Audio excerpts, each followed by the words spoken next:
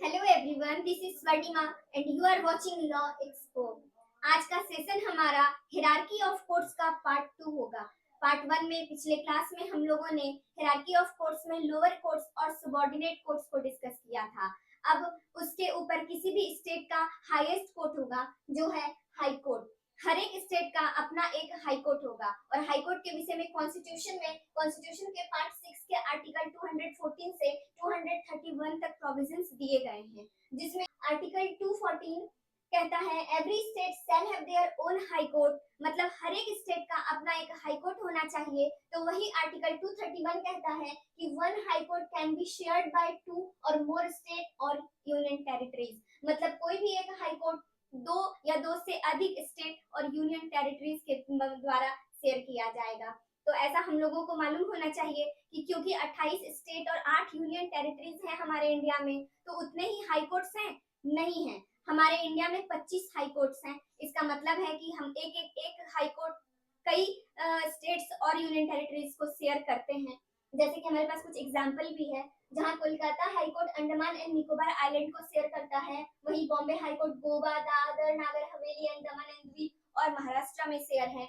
वहीं Punjab high court Punjab, Haryana और चंडीगढ़ को शेयर होता है और गुवाहाटी हाई कोर्ट असम, अरुणाचल, मिजोरम और नागालैंड को शेयर करता है। तो इस तरह से हमने देखा कि एक हाई कोर्ट कई स्टेट और यूनियन टेरिटरीज को शेयर करता है। तो ऐसे कुल मिलाकर हमारे भारत में 25 हाई कोर्ट हैं और हर हाई कोर्ट के लिए एक चीफ जस्टिस होंगे।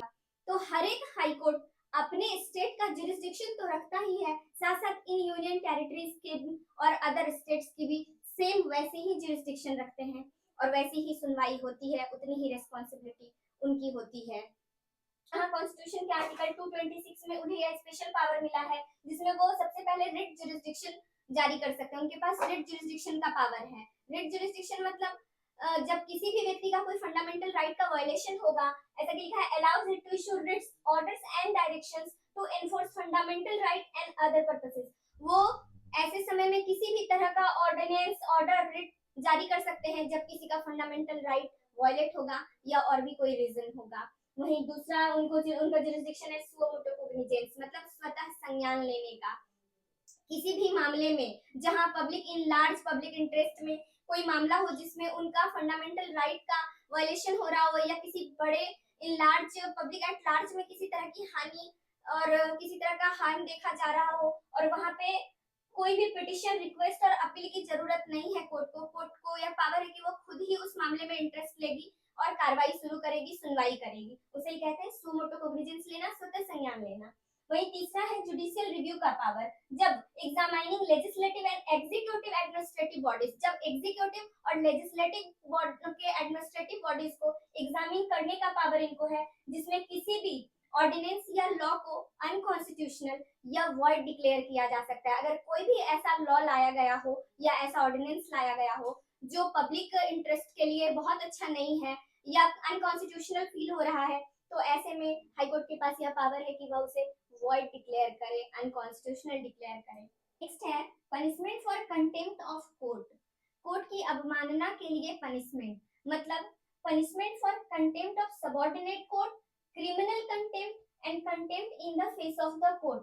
कभी क्रिमिनल कंटेम्प्ट होता है, जैसे कोई आपराधिक अवमानना कर दे, या फिर जो सबऑर्डिनेट कोर्ट्स में हाई कोर्ट के किसी भी ऑर्डर की अवमानना की जा रही है, या contempt in the face of the court, मतलब कोर्ट के सामने ही रह के कोर्ट के मुंह पे कंटेम्प्ट करना, मतलब उनका अवमानना करना। जैसा कि आप लोगों ने सुना होगा कि कभी कभी कोर्ट किसी को सशरीर उपस्थित होने का ऑर्डर देती है और वह सामान्यतः किसी लोक सेवक को, किसी भी पावरफुल व्यक्ति को कि आप सशरीर हाजिर होइए, तो ऐसे में या वो हाजिर नहीं हो रहे हैं या कभी हो गए हैं तो फिर वो कुछ ऐसी एक्टिविटीज करते हैं जो beyond the discipline of the court है, तो वो भी कंटेम्प्ट के तौर पर लिया जाता है और कोर्ट उसके लिए कंटेम्प्ट जारी करती है, उसे पनिश करती है, उन पर कार्रवाई होता है।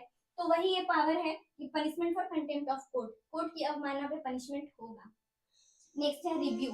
कोर्ट ये कहता है कोर्ट अपनी ही डिसीजन का रिव्यू कर सकती है, अपने ही डिसीजन का पुनरावलोकन कर सकती है, लेकिन सामान्यतः ऐसा नहीं होता है, इसके लिए उनके पावर लिमिटेड है। तो फिर हम लोगों ने हाई कोर्ट को जाना, इनके पावर एंड जुरिस्डिक्शन को समझा। अब हम लोग नेक्स्ट हाईएस्ट कोर्ट को जानेंगे जो कि होगा सुप्रीम कोर्ट। जिसे एपेक्स कोर्ट या हाईएस्ट जुडिशियल अथॉरिटी या फिर हाईएस्ट कोर्ट ऑफ अपील कहते हैं। तो सुप्रीम कोर्ट के लिए हमारे कॉन्स्टिट्यूशन के पार्ट 5 के आर्टिकल 124 से 147 में चर्चा है, उसी में इसके लिए प्रोविजंस हैं। तो अभी प्रेजेंट में हमारे सुप्रीम कोर्ट का स्ट्रेंथ जो है वो 38 justice plus 1 chief justice of India, total 39 justice का है। अब हम लोग सुप्रीम कोर्ट के पावर्स को देखते हैं।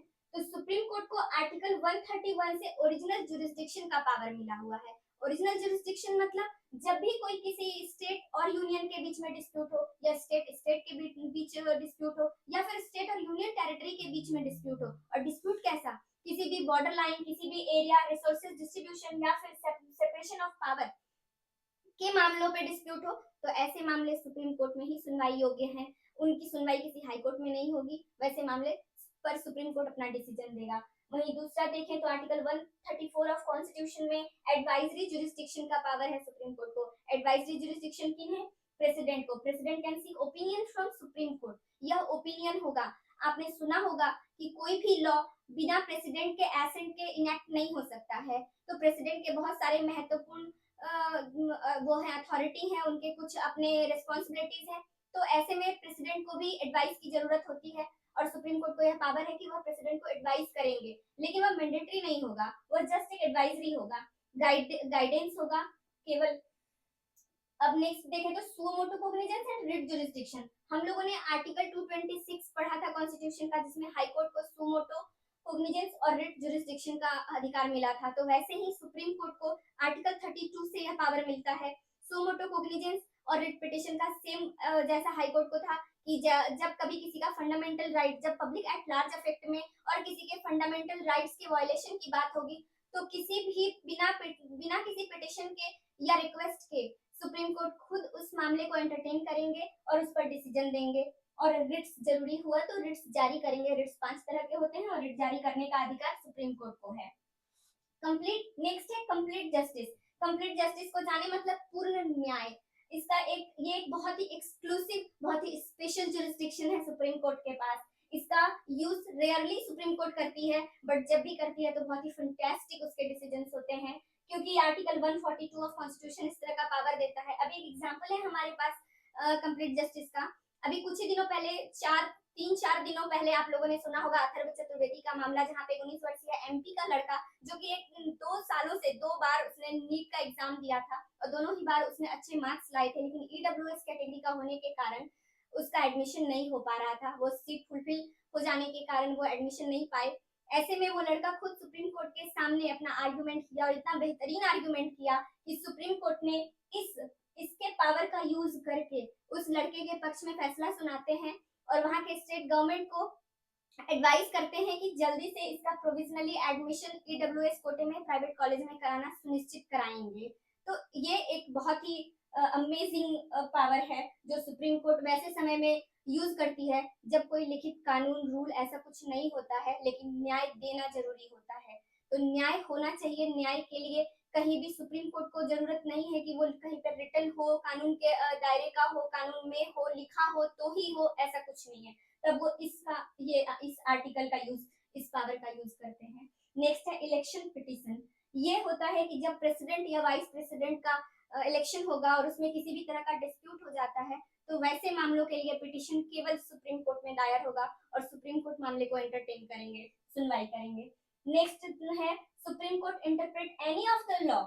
सुप्रीम कोर्ट के पास एक सबसे इंपॉर्टेंट जो पावर है वो है इंटरप्रिटेशन ऑफ लॉ। लॉ बनाने का पावर तो सुप्रीम कोर्ट के पास नहीं है, क्योंकि वह सिर्फ और सिर्फ पार्लियामेंट में बनते हैं, लेकिन किसी भी लॉ को इंटरप्रेट करने का पावर सिर्फ और सिर्फ सुप्रीम कोर्ट को है। वह किसी भी लॉ को इंटरप्रेट करते हैं, और अगर वह लॉ अनकॉन्स्टिट्यूशनल लगता है तो उसे वॉइड करते हैं, और कॉन्स्टिट्यूशनल है तो वैलिड करते हैं। तो ये थे हमारे सुप्रीम कोर्ट के ये सारे एक्सक्लूसिव पावर्स, ये सारे इंपॉर्टेंट पावर्स जो हम सबको जानना बहुत जरूरी था। तो हायरार्की ऑफ कोर्ट्स को आई होप मैं आप लोगों को बहुत अच्छे से एक्सप्लेन कर पाई, आप लोग अच्छे से समझ पाए। अगर वीडियो अच्छी लगी हो तो कीप वॉचिंग, लाइक करें, सब्सक्राइब करें। Thank you.